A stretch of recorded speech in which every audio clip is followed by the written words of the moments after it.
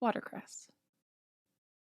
As soon as Basil left his master's side, Watercress withdrew from the camp and returned to Sapphire. In the interest of saving precious time to locate the culprits, he forsook the opportunity to retrieve his ceremonial curved dagger from Bosnu's cart. However, Watercress anticipated not needing it. The beheading of the soldier disquieted the healing mage, and he intended to prevent the crusade stalkers from committing further murderous acts. Part of the reason was selfish. He wanted the soldiers to continue aiding the hunters during meals, so there was enough fresh meat for Basil to smuggle him. Part of the reason was selfless. If the assassins targeted Basil's newfound friends, they might kill Basil either by accident or for convenience.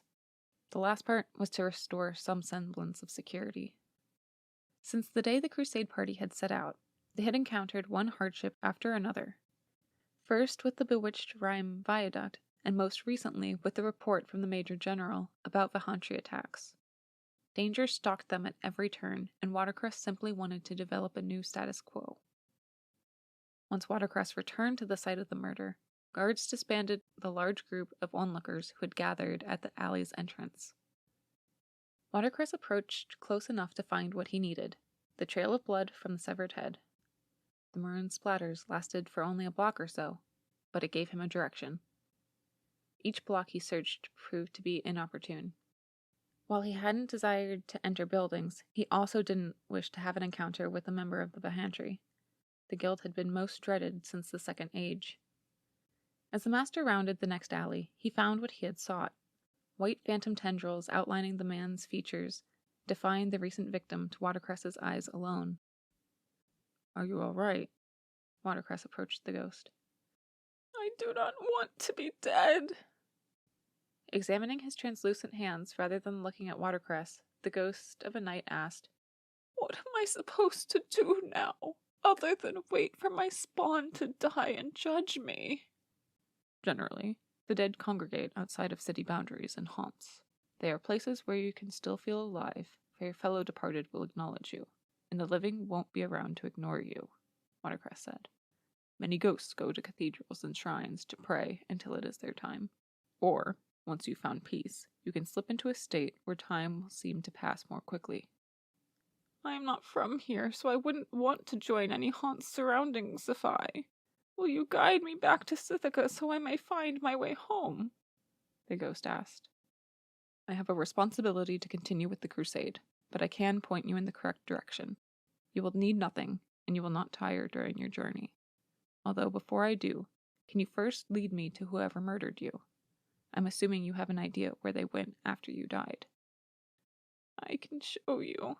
I would prefer not to see my body again." "You won't," Watercress said.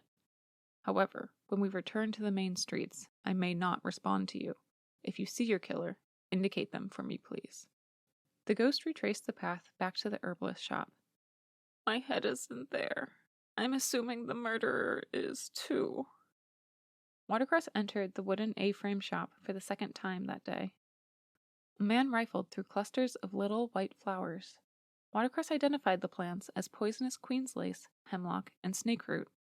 The man himself was middle-aged and tall, with longer facial hair than average length for the men from the city. Conversely, his head was bald. Across his shoulder hung a leather sack stretched with a suspicious helmet-shaped bulge. "My head," the ghost moaned from behind Watercress. As Watercress proceeded deeper into the shop, the man's stubby fingers flitted over stray oleander petals. "It's intriguing that Rosemary can find oleander this far south." Watercress scolded himself, commanding his mind to focus and not to wander like usual. Rosemary appeared from the door leading into the rest of her house. "Watercress, I hope everything's all right. I've heard all sorts of ruckus since you left earlier. Oh, hello, sir. Let me know if there's anything I can help you with.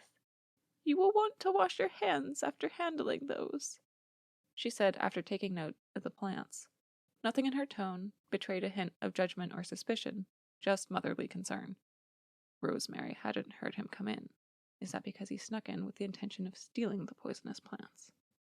Watercress knew to tread carefully to avoid harm from befalling Rosemary. He didn't know if the man might consider murdering her too. Ignoring the murderer, Watercress said, "Guards found a soldier slain in the streets." The ghost wailed. Watercress did his best to ignore it. The corner of the man's mouth twitched upward. "Ah, Basil, bless the soul," Rosemary said, her face contorting with sympathy. "I would not concern yourself with it. It is being dealt with by the proper authorities." Watercress strode to stand behind the murderer. "What can I help you with, then? Did you wish to continue our discussion from earlier?" Rosemary asked. "Unfortunately, I doubt there will be time for that, but I'll include the update in my next letter." To answer her quizzical look, the master glanced around, pretending to search her shop. "I lost a trinket earlier, and I came to look for it. I play with it so often, I might have put it anywhere," Watercress lied. "I'll help you look for it. What did it look like?" Rosemary asked. "It was an orange stone encased in a carved wooden housing," Watercress said, intentionally ambiguous. "If the man is a member of the Vahantry, you may take an interest in the prospect of stealing it." Watercress pretended to scour through the boxes of dried herbs and spices. He parted piles of parsley, dredged through devil's claw, and separated stashes of sorrel. And between the poppy seeds, he planted the plaything. Rosemary assisted Watercress with the effort. The man joined as well. After a thorough search, the man returned the seemingly worthless item to Watercress, clearly disappointed that the orange stone was not a gemstone.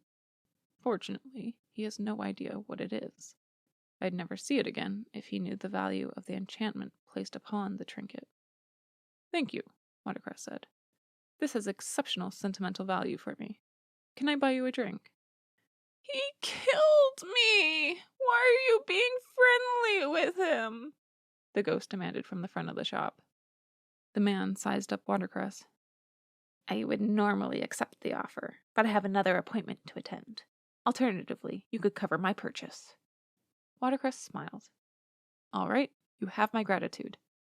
The man laid out the white petals on the counter, and Rosemary exchanged an intrigued glance with Watercress. "How much do I owe you for these?" Watercress asked casually. Her gaze flicked to the Vahantry's sack for a moment before calculating the number in her head. "A table cut." "For these measly plants?" the bald Vahantry man demanded. "That's the price for poisonous plants," Rosemary said. Watercress's heart dropped. He had hoped that perhaps the man would overlook her, but Rosemary had laid her suspicions, playing with her tone. Watercress withdrew the first table cut he could find. It ended up being a peridot. "I hope this will suffice," he said, trying to appear calm as he searched for a sapphire table cut instead. "It will do," she said. "Good." The man shoved the flowers in his pocket rather than dumping them into his bulging sack. Quickly, he left Rosemary's store. "Why did you do that? You're letting him get away," the ghost whined. Watercress finally turned to the ghost. "Follow him. See where his group is staying for the evening. Then find me here. Tell me what you see. How many people are with him. Gender breakouts. How big they are. What weapons they have. Every detail you can remember. He won't see you tailing him. He'd notice me if I did." The ghost moaned again, but Watercress shot him a challenging look, like he would give to his apprentice when Basil acted up. Without further argument, the spirit pursued his murderer. Rosemary stared back at Watercress in confusion. "That man murdered the soldier just now, and I told the ghost to follow him. You should stay with family tonight. I suspect he might belong to the Vahantry, and I fear his fellow members may wish to assassinate you because of your reservations regarding the plants."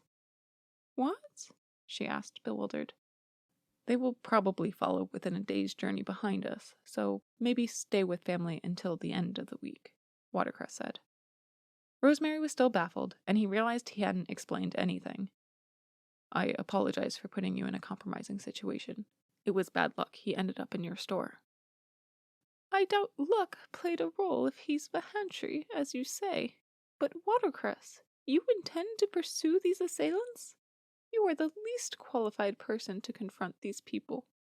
"I'll be fine, Rosemary. Please let me stay here until the ghost returns." Rosemary shook with jitters, her face contorted with uncertainty.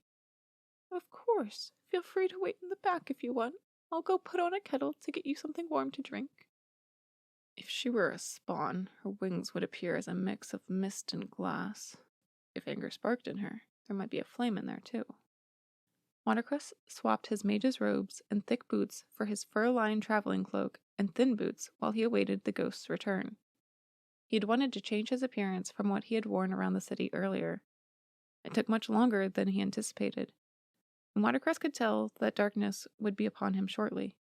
Dusk could act either as an aid or a hindrance. The deep shadow cover could aid him in hiding. He was not practiced with illusion magic, so he could not conceal himself with the dated sorcery as an alternative. Then again, the Vahantry thrived in the shade. "They're staying at a local inn," the ghost said upon its return. "There are 5 of them, 2 men and 3 women in total.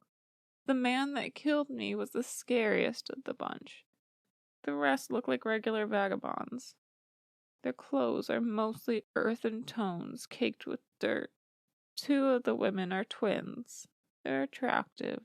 The last woman is an old hag.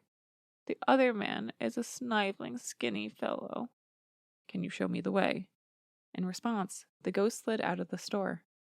Watercress followed shortly after, forgetting to say farewell to Rosemary. The ghost traveled to the mouth of the city, to the first inn off the Merchant Road. The Flying Lion was not far off from the soldiers' campsite, and Watercress immediately worried if they planned on making use of the poisonous plants that night. Inside the inn, the ghost pointed out 3 of the members, then left to search the rest of the rooms. He indicated that the other 2 were upstairs. Now that Watercress had caught up to them, he was uncertain how to proceed. The 3 downstairs engaged in a game of dueling dragons, and the master wandered over, standing amongst a gathered crowd. He got a good glimpse of the 3 faces. One was the sniveling man the ghost had described, one was the hag, and the other must have been one of the twins. Watercress watched their game for a time. Then he bought a room for the evening and pretended to head to it. He followed the ghost to find the other 2. Preparing for an incursion, he raised his cloak's hood and covered his face with a spare, wide bandage to hide his identity. "They're sleeping." The ghost slid effortlessly out of the inn's bedroom. Using sorcery, Watercress sensed the man's heartbeat through the wall. It was the right rhythm for a man his size, and with the ghost's confirmation, he was confident it was the same man from earlier. To be certain, Watercress picked the lock. The ghost warned him the man rustled from sleep. By the time Watercress finished, the man waited, ready to strike on the other side of the doorframe. Before he swung the door along its creaking hinges, Watercress paralyzed both the man and woman. The man tipped over, landing with a thump, and when Watercress opened the door, he lay face down, naked. The woman's eyes were frozen on him, unblinking. Watercress decided against locking the door behind himself. A brand of the Vahantry displayed prominently across the small of the man's back. The same flaming river marked the thigh of the woman. He opened the bag, and much to his displeasure, he found the ghost's severed head and helmet. Reluctantly, he rummaged through the rest of their items. He stole their gem, in addition to the poisonous plants and the sack with the head in it. Later, the other twin entered the room, but Watercress paralyzed her too. He looted her belongings, but found nothing noteworthy to indicate how to find additional guild members or where their headquarters was.